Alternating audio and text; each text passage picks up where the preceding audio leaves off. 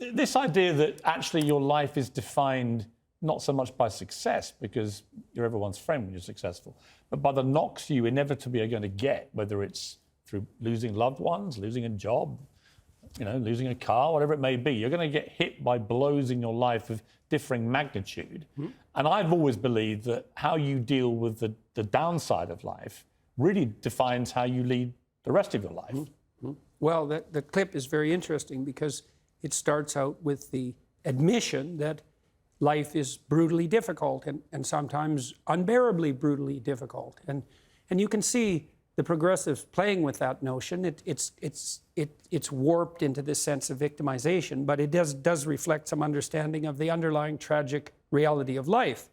And so it's good to get that right out on the table to begin with. Say, well, you're miserable, you have your reasons, and they might be deep reasons. But if you let the misery demoralize you and make you bitter and cynical and cowardly and make you withdraw, then first of all, that's a failure in the highest sense on your part, and all it's going to do is make everything worse.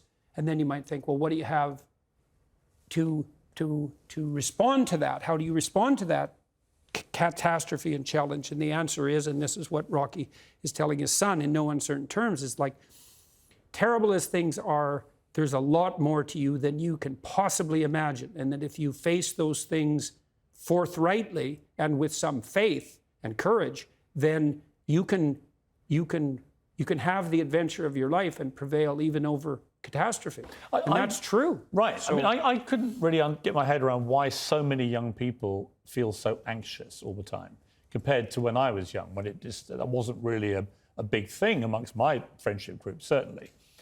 But I reckon it's two things. One, social media, the constant bombardment of other people having a great time or looking great, often a false imagery, and having to live up to false ideals. But also a conversation I had with Dr. Phil in America, where his explanation for it was that he said, you've got to understand that social media means that young people now are being bombarded all day long and all night long with quite shocking imagery. And he gave an example. He said, when I was young, he said, if a crocodile ate somebody on a golf course in Florida, the chances are I would never have heard about it. It probably wouldn't have made the national news, probably wouldn't have even made the state news, and I wouldn't have heard about this incident.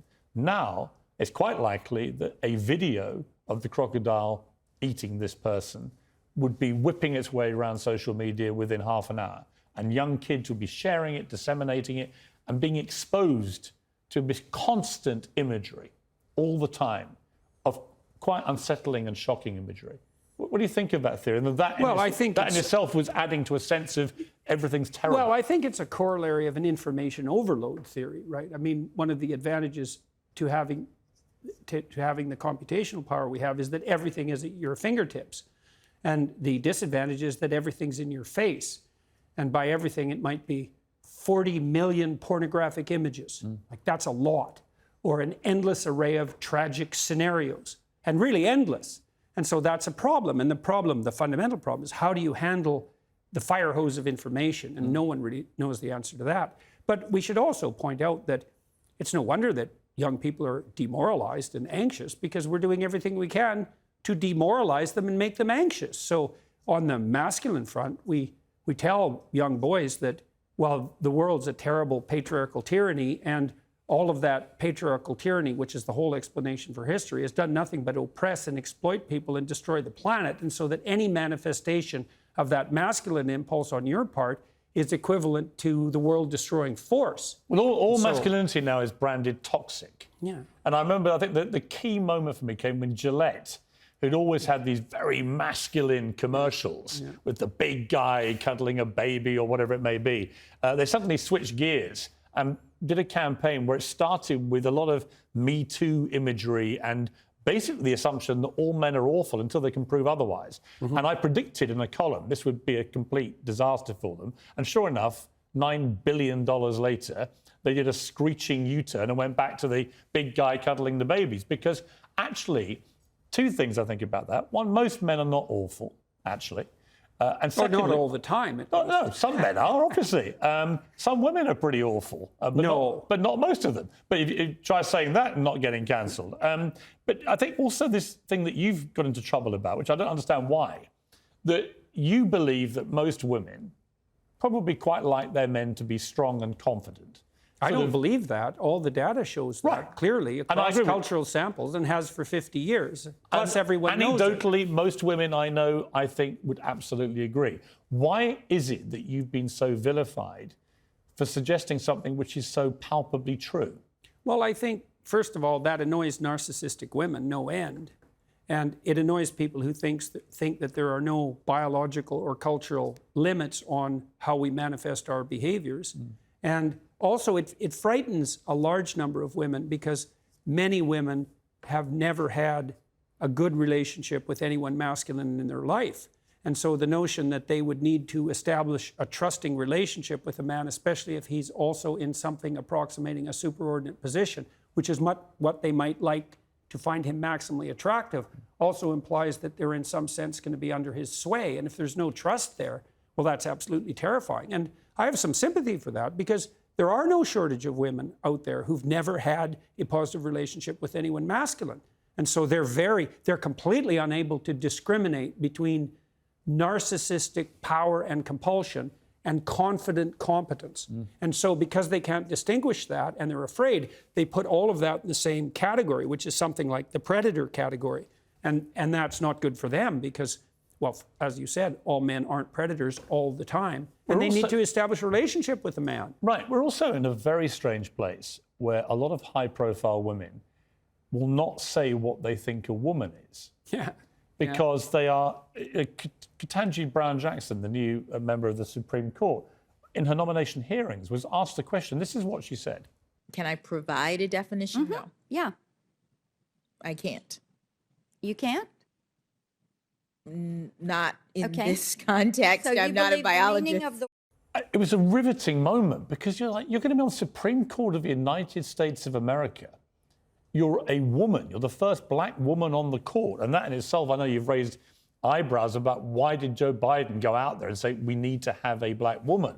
Why not just say we want the best person available? And then if she's the best person, get her on the court, which I completely agree with.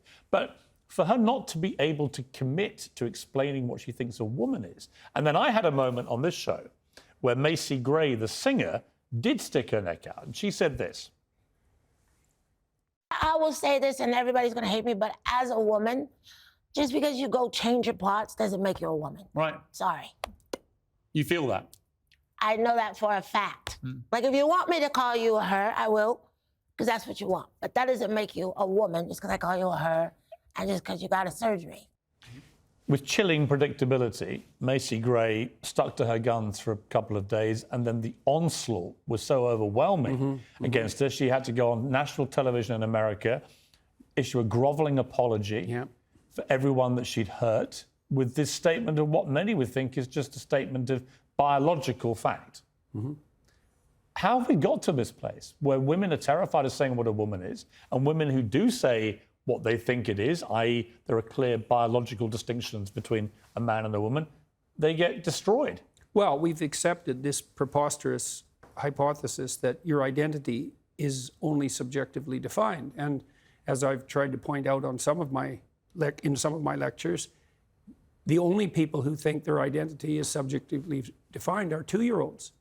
And I mean that technically, because 2-year-olds are egocentric, which means they can't bring their identity in alignment with a social norm, which also means that 2-year-olds can't play with other children. They can play beside them, but they can't play with them. That doesn't happen until you're 3. And what happens when you're 3, if you're reasonably well socialized or start to move towards that, is that you learn how to negotiate a social identity. And then identity becomes, obviously it has some roots in your subjectivity and in your biology for that matter, but a sophisticated identity is not only socially negotiated, as the constructivists know perfectly well, but it's got a dynamism about it because it has to be constantly renegotiated. Like, as we're having a conversation here, to some degree, we're renegotiating our mutual identities because we learn something from each other, Right. and so we transform. Right. We're also trying to figure out to some degree who each of us is in this situation. And then we're also trying to learn, can we play together towards some productive end? And you might ask, well, what do you mean play? And say, well, we're trying to have an interesting conversation.